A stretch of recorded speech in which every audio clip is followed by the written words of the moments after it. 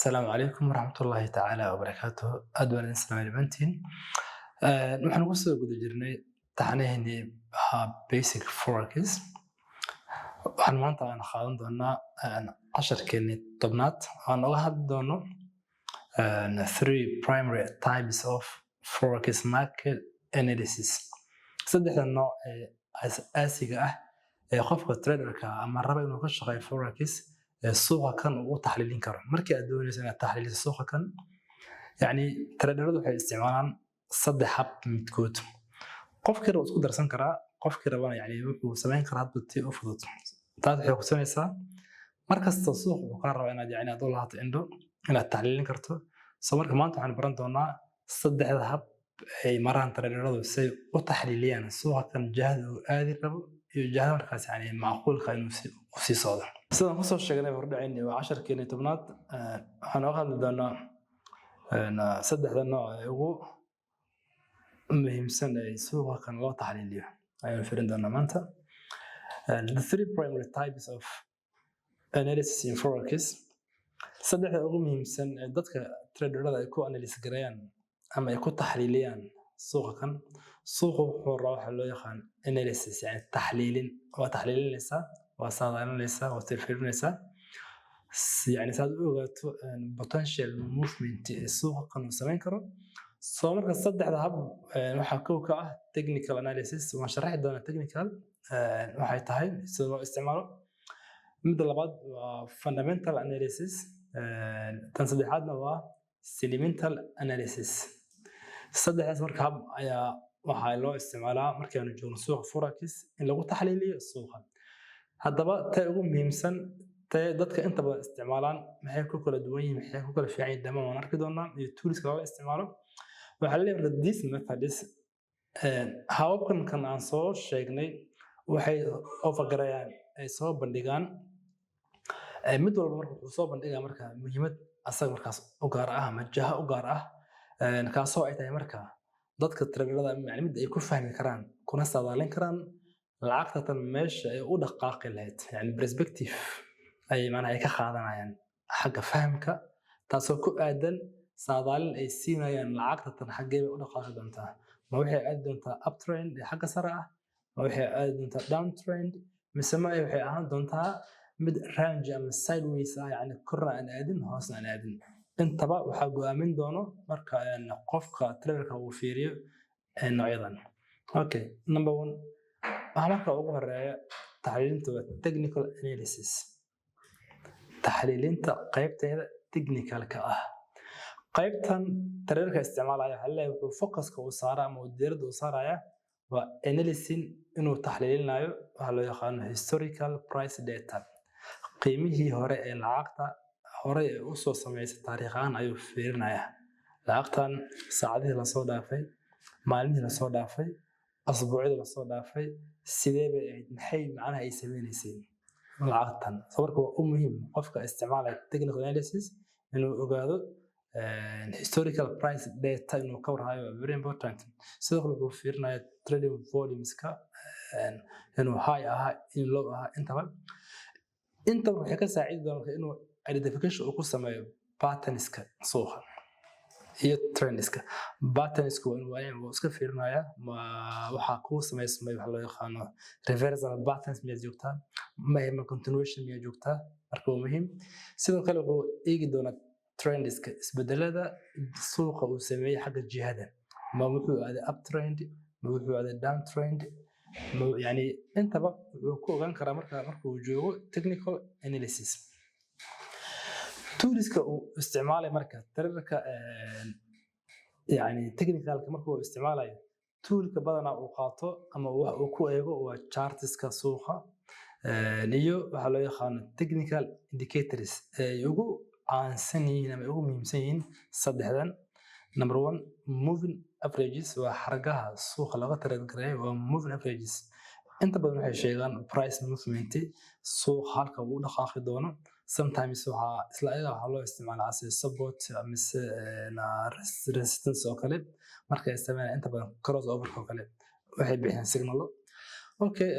indicator kale wuxuu noqonayaa sida MACD oo kale. MACD asna waa very important indicator RSI waa la mid labadaba badanaa waxay sheegaan suuqa kan inuu yahay mid overbought ah ama oversold ah ayay ku sheegayaan kuwa kan soo marka dhammaan hadda waxaan joognaa waa iska basic waa theory marka waxaan arki doonaa iyadoo practical ah mid walba iyo shaqada uu qabanayo sida looga dhex raadiyo opportunities iyo fursadaha markaas qofka traderka uu ka dhex heli karo waxaa kaloo la isticmaalaa toolkaasna loo yaqaano Fibonacci retracements ayaa ayagana waxay yihiin common usage kuwa inta badan aadka loo isticmaalo Fibonacci asana waa la mid support resistance ayaa loo isticmaalaa suuq markuu dhaqaaqo halka uu ka laaban karo potential ayuu sheegaa so marka all these indicators waa ayuu isticmaalaa qofka technicalka ah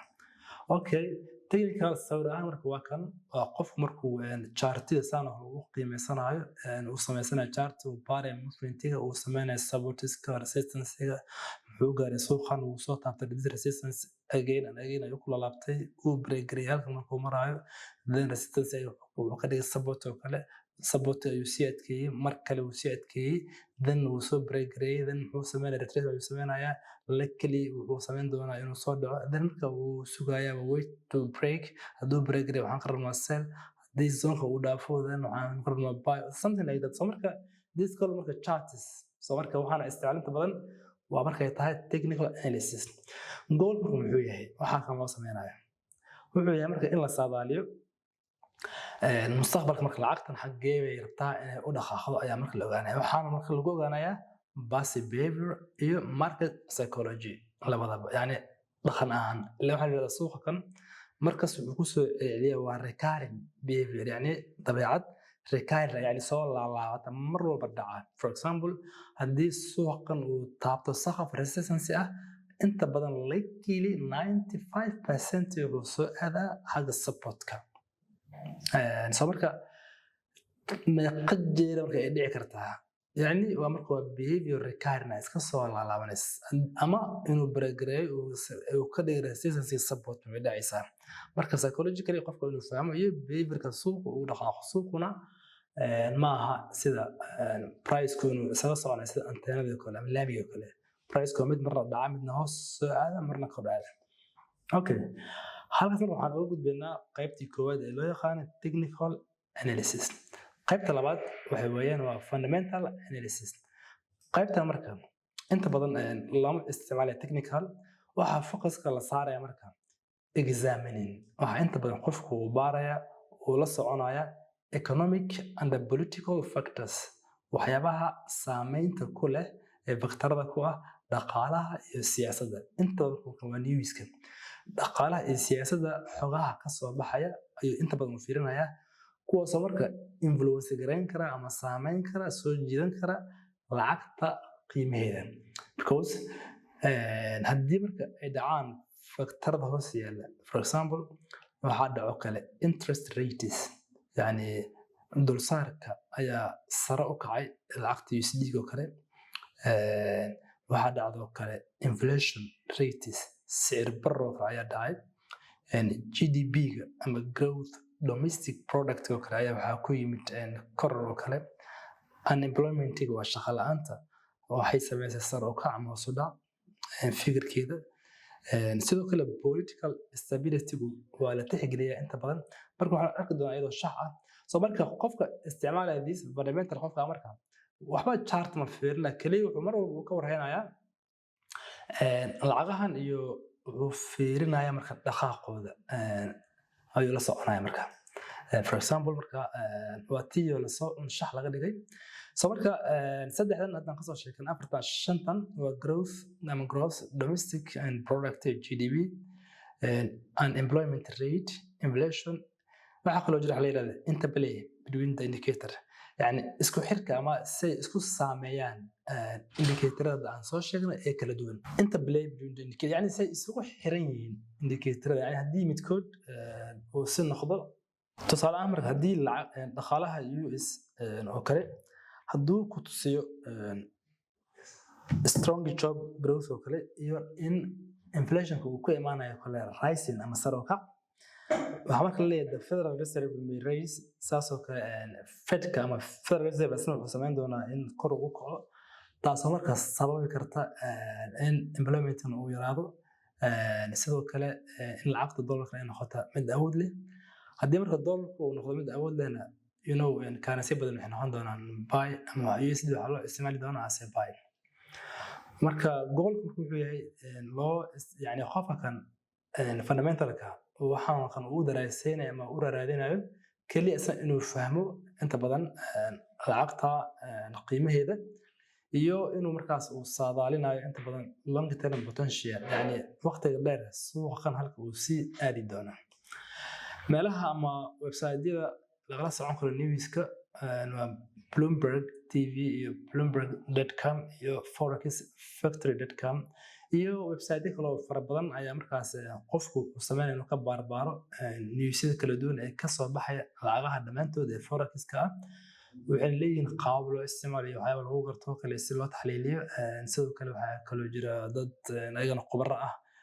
TV-ga soo fariisanayo oo ka hadlaya ama saadalinaya qaar waxaa jirta qoraal ama post sameynaya soo marka qofka fundamentalka ah wuxuu markaa ku qasban yahay in soo jeegare ama soo ogaado all that news si markaas uu go'aan uga gaaro lacagta kan jihada ay aadi lahayd qaybta saddexaad waxaa loo yaqaanaa sentiment analysis qaybta markaa waxay focus garaysaa يعني waxay sameynaysaa marka hore ama uu sameynaya traderka assessing yani wuxuu qiimeynaya collective mood and attitude inta badan marka dadka traderada marka newska uu imaanaya ama warbixin ay soo bixi rabto yani moodka ay ku sugayiin attitude ahaan ayuu marka isku darsanaya dadka suuqa marka imaanaya for example waxaa taagan xaalad oo kale dagaal baa dhacay dadku markuu dhaco dagaalka waxay galayaan traderada mood yani xaalad ay galayaan waxbay saadaalinayaan soo marka qofka kan marka uu sameynaya inta badan dadkaas marka moodkooda iyo attitude-ka dadka marka suuqa imaanaya ku go'aan qaadanaya marka dan wuxuu leeyahay newsyada la sheegay iyo waxyaabaha social media ka trendska ma aad ugu socday iyo economic indicatorada kala duwan ee wax ku tusinaya dhaqaalaha si markaas uu yani ama uu bedelo dhammaan jihada suuqa yani inta badan marka qofka kan wuxuu marka uu fiirinaya ama impact ku leh dhacday iyo moodka ee galayaan traderada iyo asna wuxuu rabaa inuu ku go'aan qaato